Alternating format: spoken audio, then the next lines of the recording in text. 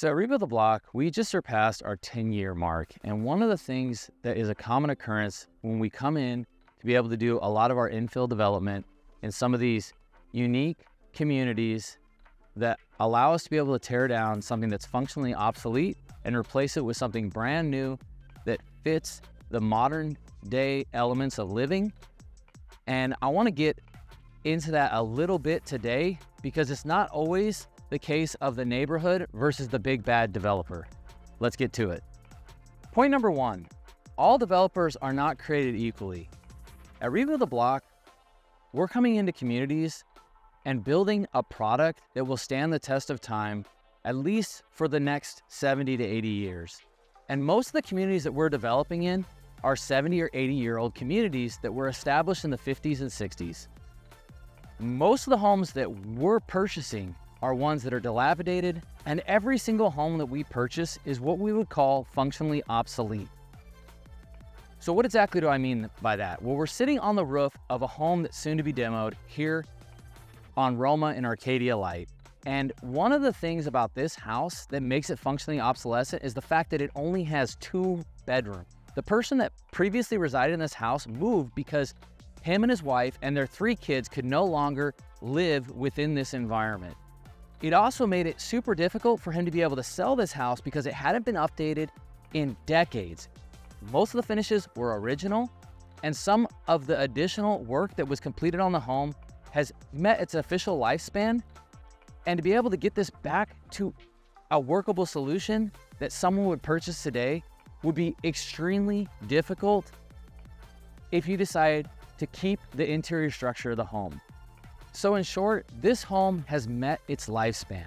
Its funky layout no longer meets the needs for 90 to 95% of the people that will be purchasing this residence. And for that purpose, we're able to come in and be able to tear this house down and provide a more modern design that opens up the functionality of the home and will make it one of the most desirable products that will hit the market here in the Arcadia Light marketplace. So number 2 is a concept that's been brought up by one of my friends over at Finer Touch Construction, Brad Levitt, and it's the concept of an incoming tide raising all ships. Now, like it or not, when your community is being redeveloped, it's going to raise all the property values within that neighborhood. What I will say is that there's been some conflict that's arisen between, let's say, neighborhood and developer, and what's often not recognized is that there are plenty of communities that are not being developed, that are not being resurrected. And for that purpose alone, the house almost doubles in value from what it would be if it was in another competing neighborhood that didn't have the development push that's happening in some of the best communities that are established here in the Phoenix and Scottsdale markets.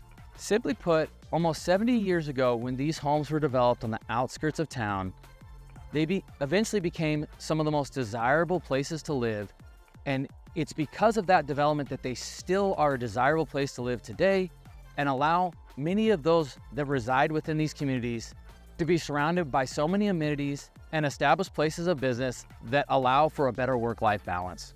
In short, you want to be in a place that has high demand, and if you have consistent development happening in your neighborhoods, you're living in the right spot and have a great opportunity when the time comes to sell or renovate your personal residence to meet the modern demand that resides within your community.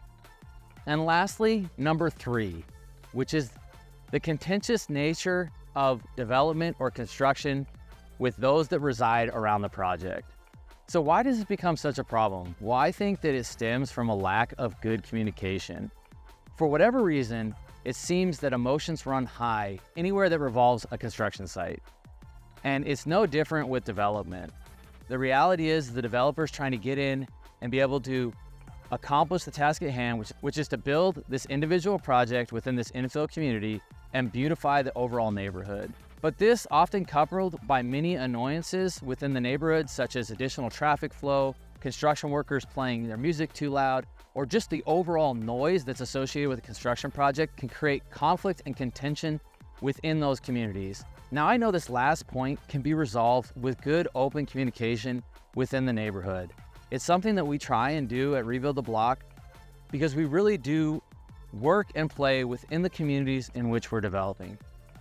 I know that many of the minor annoyances and inconveniences with having construction in your neighborhood can be problematic, but if we're all just a little bit kinder and we have better communication, which we try to consistently teach the younger generation, it will bode well for both parties that will allow us to continue to progress as neighbors and overall help to reshape the beautiful communities that we all know and love. My hope is that in 2024 that we'll be able to have more positive relationships with those that reside around the properties that we're building here at Rebuild the Block. So if you ever have any issues, don't let it fester, bring it to our attention so that we could hopefully address those issues and move forward in a positive direction in each and every one of the construction sites that we're involved with this year. We appreciate you following along, and as always, have a great day.